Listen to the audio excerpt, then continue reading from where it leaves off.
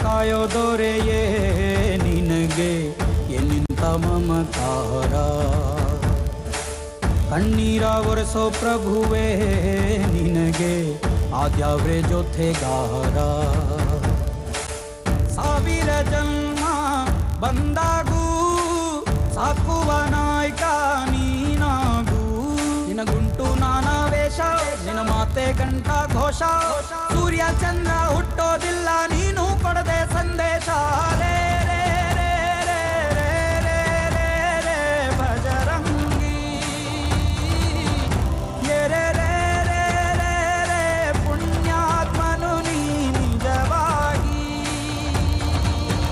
ರೇ ರೇ ರೇ ರೇ ರೇ ರೇ ರೇ ರೇ ರೇ ಭಜರಂಗಿ.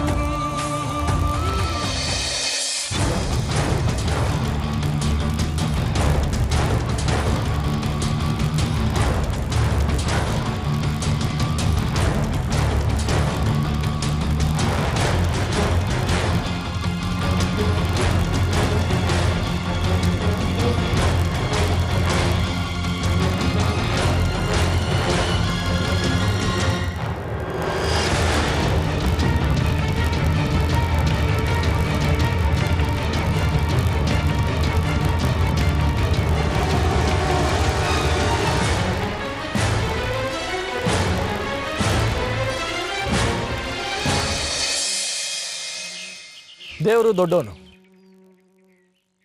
ಆ ಕೃಷ್ಣನ ಆಶೀರ್ವಾದದಿಂದ ನಾನು ಮತ್ತೆ ಬದುಕಿ ಬಂದಿದ್ದೀನಿ. ಯಾರು ದೇವ್ರ ಮೇಲೆ ನಂಬಿಕೆ ಇಡ್ತಾರೋ ಅವ್ರಿಗೆ ಯಾವತ್ತೂ ನಿರಾಸೆ ಆಗೋದಕ್ಕೆ ಸಾಧ್ಯನೇ ಇಲ್ಲ. ದೇವ್ರು ನಮಗೆ ನೋವು ಕಣ್ಣೀರು ಕೊಡ್ತಾ ಇದ್ದಾನೆ ಅಂದ್ರೆ ಮುಂದೊಂದಿನ ಸಂತೋಷ ಕೊಟ್ಟೆ ಕೊಡ್ತಾನೆ ಅಂತ ಅದ್ರ ಅರ್ಥ. ಎಲ್ಲ ಸುಳ್ಳು. ನಿನ್ ಮಾತನ್ನೇ ನಂಬ್ಕೊಂಡು ಇಷ್ಟ ದಿನ ಖುಷಿಯಾಗಿದ್ದೆ. ನನ್ನ ನಂಬಿಕೆ ಯಾವತ್ತೂ ಸುಳ್ಳಾಗೋದಿಲ್ಲ ಅಂತ ನಂಬ್ಕೊಂಡು ಇಷ್ಟ ದಿನ ಬದುಕ್ತಾ ಇದ್ದೆ. ಆದ್ರೆ ಕೊನೆಗೂ ನನಗ್ ಸಿಕ್ಕಿದ್ದು ನೋವು, ನಿರಾಸೆ. ನೀನು ಕರುಣಾಮಯಿ, ಪ್ರಪಂಚಕ್ಕೆ ಸಂತೋಷನ ಹಂಚೋನು ಅಂತಾರೆ. ಆದ್ರೆ ನನಗ್ ಮಾತ್ರ ಯಾಕೆ ಕಣ್ಣೀರು, ದುಃಖ, ಸಂಕಟ, ನೋವು? ಯಾರು ಸೋಲ್ಬಾರ್ದು, ಅನ್ಯಾಯದ ವಿರುದ್ಧ ಹೋರಾಡೋ ಶಕ್ತಿನ ಕಳ್ಕೊಳ್ಬಾರ್ದು. ಹೌದು, ಕಾಪಾಡೋಕೆ ಬದುಕೋ ಆಸೆ ಹುಡ್ಸೋಕೆ ಅವನೊಬ್ಬ ಮೇಲಿದ್ದಾನೆ. ಎಲ್ಲವನ್ನೂ ತಡ್ಕೊಳ್ಳೋ ಶಕ್ತಿನ ನಿನ್ನಿಂದಾನೇ ನಾನು ಪಡ್ಕೊಂಡ್ ಬಂದೆ. ಆದ್ರೆ ನಾನೀಗ ಸೋತೋಗ್ಬಿಟ್ಟಿದ್ದೀನಿ. ಕೆಟ್ಟವ್ರ ಜೊತೆ ಬಡ್ದಾಡೋ ಶಕ್ತಿನ ನಾನು ಕಳ್ಕೊಂಡ್ಬಿಟ್ಟಿದ್ದೀನಿ. ಪ್ರತಿ ಸಲ ನಾನ್ ಸೋತು ಸಾಯ್ಬೇಕು ಅಂತ ಅನ್ನಿಸ್ದಾಗ್ಲೆಲ್ಲ ನೀನ್ ಯಾಕೆ ನನ್ ಕಾಪಾಡ್ತಾ ಬಂದೆ? ಯಾಕೆ ಇಂಥ ಒಂದಿನ ನೋಡೋದಕ್ಕ ಹೇಳು? ಯಾರು ಒಳ್ಳೆದನ್ನೇ ಯೋಚನೆ ಮಾಡಿ ಅದ್ರ ಬಗ್ಗೆ ಪ್ರಾಮಾಣಿಕವಾದ ನಂಬಿಕೆ ಇಡ್ತಾರೋ ಅದು ಸುಳ್ಳಾಗೋಕೆ ಆ ದೇವ್ರು ಖಂಡಿತ ಬಿಡೋದಿಲ್ಲ. ನಾನು ಯಾರಿಗೂ ಅನ್ಯಾಯ ಮಾಡಿರ್ಲಿಲ್ಲ, ಆದ್ರೂ ನನ್ನ ಜೀವನದಲ್ಲಿ ಹೀಗೆ ಆಗ್ಬೇಕು ಅಂತ ಆ ದೇವ್ರು ಬರ್ದಿದ್ದ ಅನ್ಸತ್ತೆ. ಅವ್ನು ಬರ್ದ ಹಾಗೆ ಆಗೋಯ್ತು. ನಿಮ್ಮೆಲ್ಲರೂ ಸ್ನೇಹ, ವಿಶ್ವಾಸ ಹಾಗೂ ಯಾವುದೋ ಪ್ರೀತಿ, ಯಾವುದೋ ಸೆಳ್ತ ನನ್ನನ್ನು ಬದುಕೋ ಹಾಗೆ ಮಾಡಿದೆ. ಇನ್ಮೇಲೆ ನಾನು ಇವ್ರ ಹೆಂಡ್ತಿನೇ ಅಲ್ವಂತೆ. ಹಾಗಂತ ಅದ್ಯಾವುದೋ ಕಾಗದ ಪತ್ರದಲ್ಲಿ ಬರ್ದಿದ್ದನ್ನ ತೋರಿಸಿ ನನಗ್ ಬದುಕೋ ಆಸೆನೆ ಕೊನೆ ಮಾಡ್ತಿದಾರಲ್ಲ ದೇವ್ರೆ. ಇದಕ್ಕೆಲ್ಲ ನಿನ್ ಹತ್ರ ಏನ್ ಉತ್ತರ ಇದೆ ಹೇಳು? ಅವ್ರು ಬರ್ತಾರೆ ಅಂತ ಸುಳ್ಳು ಹೇಳಿ ನನ್ನ ಖುಷಿ ಪಡಿಸೋದು ನಿನ್ ಉದ್ದೇಶ ಆಗಿದ್ರೆ ಅಂತ ಖುಷಿ ನನಗ್ ಬೇಡವೇ ಬೇಡ. ಇಲ್ಲಿವರೆಗೂ ನನಗೋಸ್ಕರ ಕಾದಿದ್ದಕ್ಕೆ, ನನಗೋಸ್ಕರ ಕಾತರಿಸಿದ್ದಕ್ಕೆ, ನನಗೋಸ್ಕರ ಪ್ರಾರ್ಥನೆ ಮಾಡಿದ್ದಕ್ಕೆ ನಿಮ್ಮೆಲ್ಲರಿಗೂ ಹಾಗೂ ಆ ದೇವರಿಗೆ ನನ್ನ ಧನ್ಯವಾದಗಳನ್ನ ತಿಳಿಸ್ತೀನಿ. ಈ ಊರಿಗಾದ ನಿಮಗಾದ ಅನ್ಯಾಯದ ಬಗ್ಗೆ ಸರಿಯಾಗಿ ತಿಳ್ಕೊಂಡೆ ಮಾತಾಡ್ತಾ ಇದ್ದೀನಿ. ಯಾವ ನಾಗರಿಕ ಸಮಾಜನ ಒಪ್ದಿರುವಂತ ಅನ್ಯಾಯವನ್ನ ಕೆಲವರು ಮಾಡಿದ್ದಾರೆ. ಅವರಿಗೆ ಘೋರ ಶಿಕ್ಷೆ ಕಾದಿದೆ. ಒಬ್ರು ನೋವಲ್ಲೇ ಸಂತೋಷ ಪಡೋ ಕೆಲವರಿಗೆ ಎಲ್ಲರೂ ಸೇರಿ ಶಿಕ್ಷೆ ಕೊಡೋಣ. ಯಾರ ಬದುಕಾಗ್ಲಿ ಯಾರ ಕನಸಾಗ್ಲಿ ಮಣ್ಣಾಗೋದಕ್ಕೆ ಈ ನ್ಯಾಯಪೀಠ ಖಂಡಿತ ಬಿಡೋದಿಲ್ಲ. 2 ಗ್ರಾಮಗಳ ನಡುವೆ ವಿವಾದ ಹುಟ್ಟು ಹಾಕೋಕೆ ಕೆಲವು ಕಾಣದ ಕೈಗಳು ಕೆಲಸ ಮಾಡಿವೆ ಅನ್ನೋ ಅನುಮಾನ ನ್ಯಾಯಪೀಠದ ಗಮನಕ್ಕೆ ಬಂದಿದೆ. ಇದರಲ್ಲಿ 2 ಗ್ರಾಮಗಳ ಜನರ ಕೈವಾಡ ಇಲ್ಲ ಅನ್ನೋ ನಂಬಿಕೆ ನ್ಯಾಯಪೀಠಕ್ಕಿದೆ. ತಪ್ಪಿತಸ್ಥರನ್ನ ಆದಷ್ಟು ಬೇಗ ಕಂಡುಹಿಡಿಯೋದಕ್ಕೆ ತಮ್ಮೆಲ್ಲರ ಸಹಕಾರನ ನಾನು ಕೋರ್ತಾ ಇದ್ದೀನಿ.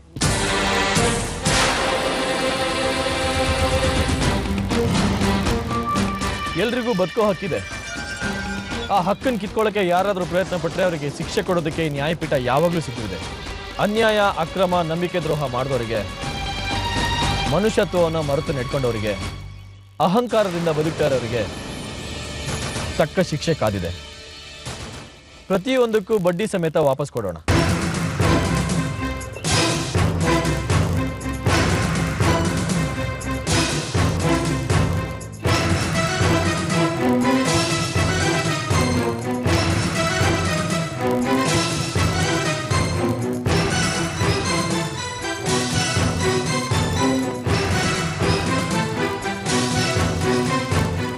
ಬೆಂಕಿ ಅನಾಹುತದಲ್ಲಿ ಗಾಯಗೊಂಡ ಪ್ರತಿ ಕುಟುಂಬದ ಸದಸ್ಯರಿಗೆ ಸಂಸ್ಥಾನದ ವತಿಯಿಂದ ತಲಾ 1 ಲಕ್ಷ ರೂಪಾಯಿ ಹಾಗೂ ಅನಾಹುತದಲ್ಲಿ ಮನೆಯನ್ನು ಕಳ್ಕೊಂಡವರಿಗೆ ಮನೆಯನ್ನು ಕಟ್ಸ್ಕೊಡ್ಲಾಗುವುದು. ಇದೆ ಈ ಧರ್ಮಾಧಿಕಾರಿ ಕೊಡ್ತಾ ಇರೋ ತೀರ್ಪು. ನಮಸ್ಕಾರ.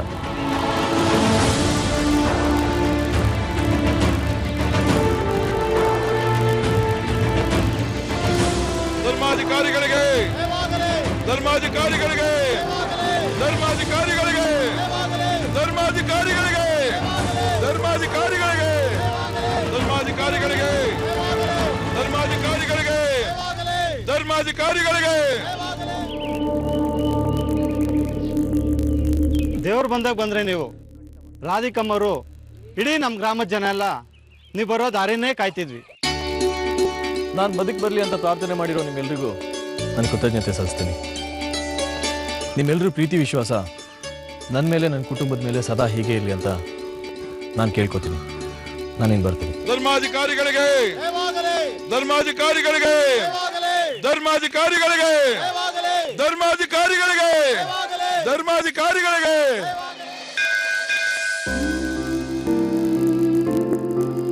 ಒಂದಲ್ಲ ಒಂದಿನ ಅವ್ರು ಬರ್ತಾರೆ. ಅವರು ನ್ಯಾಯಪೀಠದ ಮೇಲೆ ಕೂತ್ಕೊಂಡು ಧರ್ಮಾಧಿಕಾರಿಯಾಗಿ ತೀರ್ಪು ಕೊಡೋದನ್ನ ನಾನು ನೋಡ್ತೀನಿ ಅಂತೆಲ್ಲ ಆಸೆ ಇಟ್ಕೊಂಡಿದ್ದೆ. ಆದ್ರೆ ಆ ಆಸೆಗಳನ್ನೆಲ್ಲ ಇವತ್ತಿಗೆ ನೀನ್ ಕೊಂದ್ಬಿಟ್ಟೆ. ಕನಸುಗಳನ್ನ ಕಟ್ಕೊಳ್ಳೋ ಹಾಗೆ ಮಾಡ್ತೀಯ. ಅದೇ ಕನಸುಗಳು ಮಣ್ಣಾಗೋ ಹಾಗೆ ಮಾಡ್ತೀಯ. ಬದುಕಲ್ಲಿ ನಗೋದು ಕಲಿಯೋದಕ್ಕೂ ಮುಂಚೆನೆ ಅಳುನ ಮುಂದಿಟ್ಟು ನೀನ್ ಪಡ್ಕೊಂಬಂದಿದ್ದೆ ಇಷ್ಟು ಅಂತ ನಿರಾಸೆ ಮಾಡ್ಬಿಡ್ತೀಯ. ಮತ್ಯಾವತ್ತು ನಿನ್ ಹತ್ರ ಬಂದು ನನ್ನ ಕಷ್ಟಗಳನ್ನ ನಾನು ಹೇಳ್ಕೊಳ್ಳೋದಿಲ್ಲ. ನನ್ನ ಪಾಲಿಗೆ ನೀನಿಲ್ಲ ಅನ್ನೋದನ್ನ ಇವತ್ತು ತೋರಿಸ್ಬಿಟ್ಟೆ. ನೀನು ನಿಂದು ಕಲ್ಲು ಮನಸ್ಸು, ಕಣ್ಣೀರಿಗೆಲ್ಲ ಕರಗೋದಿಲ್ಲ ಅನ್ನೋದು ಇವತ್ತು ನನಗೆ ಗೊತ್ತಾಗಿದೆ. ಹುಟ್ಟೋವಾಗ್ಲೇ ದುರದೃಷ್ಟನ ಕಟ್ಕೊಂಡು ಹುಟ್ಟೋ ನನ್ನಂತವ್ರ ಬದುಕಲ್ಲಿ ಸಂತೋಷ ಕೊಡೋದಕ್ಕೆ ನಿಂದ ಸಾಧ್ಯನೇ ಇಲ್ಲ ಅಲ್ವಾ? ಸರಿ, ನನ್ನ ನೆಮ್ಮದಿನ ನಾನೇ ಹುಡುಕೋತೀನಿ. ಅದು ನನ್ನ ಸಾವಲ್ಲಿ. ನೆಮ್ಮದಿಯ ಬದುಕು ಕೊಡಕ್ಕಾಗದೇ ಇದ್ರು ನೆಮ್ಮದಿಯಾಗಿರೋ ಸಾವನ್ನಾದ್ರೂ ಕೊಡು. ಅವ್ರಿಲ್ಲದೆ ಇರೋ ಈ ಬದುಕಲ್ಲಿ ನನಗೆ, ನನ್ನ ಮಗುಗೆ ಬದುಕೇ ಇಲ್ಲ.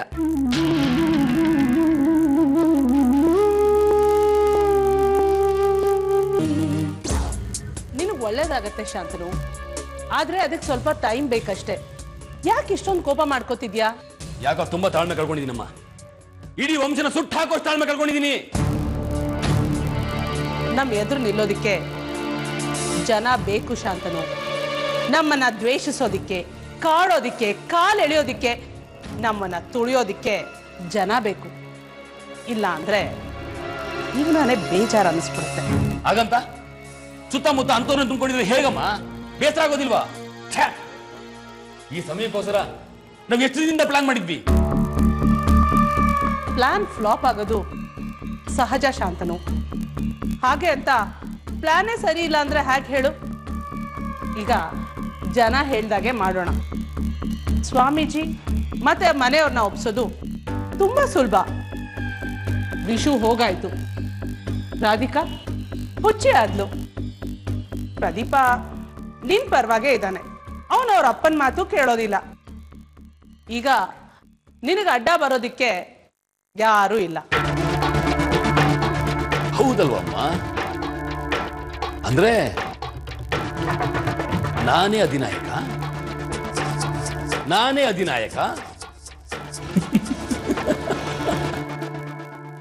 ಈ ಖುಷಿನ ದೊಡ್ಡ ಪಾರ್ಟಿ ಮಾಡ್ಬಿಡ್ತೀನಮ್ಮ.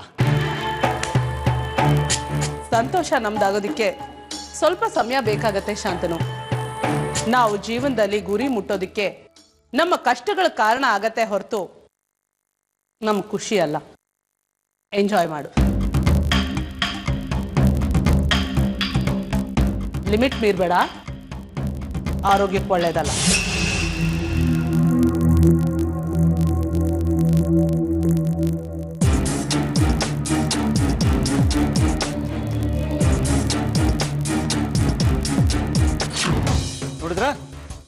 ನೋಡಿದ್ರ ಅದಕ್ಕೆ ಏನಾಯ್ತು ಅಂತ? ರಾಧಿಕಾ ಮತ್ತೆ ಶಾಂತನುಗೆ ಊರ್ ಜನರ ಮುಂದೆ ಮಂಗಳಾರತಿ ಆಗಿದೆ.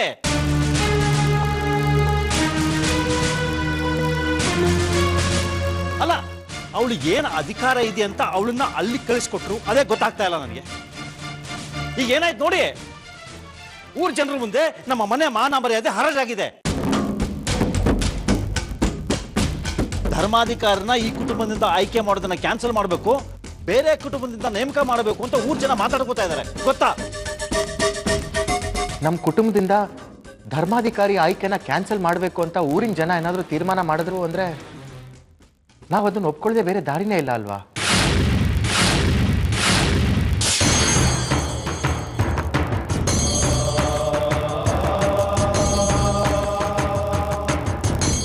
ಛೇ,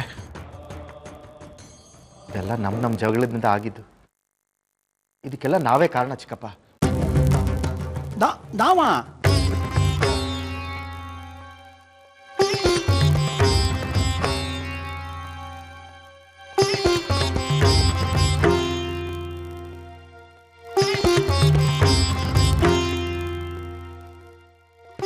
ನಾವೇ ಕಾರಣ ಆಗ್ತೀವಿ? ಎಲ್ಲ ರಾಧಿಕಾರಿಂದ ಆಗಿತ್ತಾನೆ.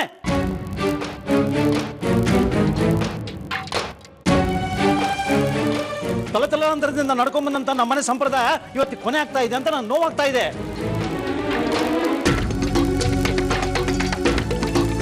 ಸಾಮಾನ್ಯ ವಹಿವಾಟು ಅಂತ ಅನ್ಕೊಂಡ್ರ? ನೆನೆಸ್ಕೊಟ್ರೆ ಹೊಟ್ಟೆ ಹೊಟ್ಟೆ ಉರಿಯುತ್ತೆ ನನಗೆ.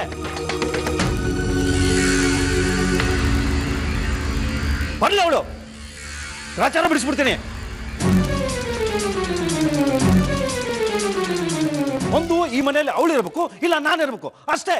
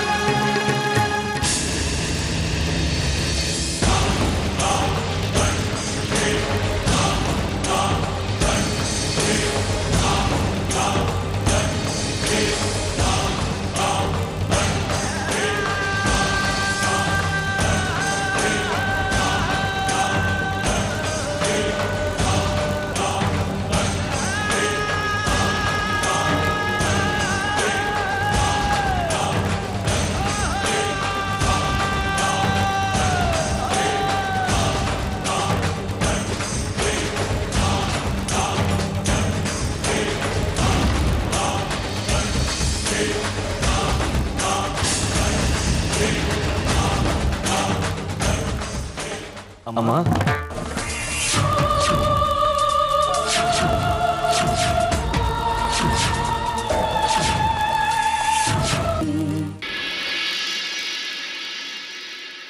ಅಮ್ಮ.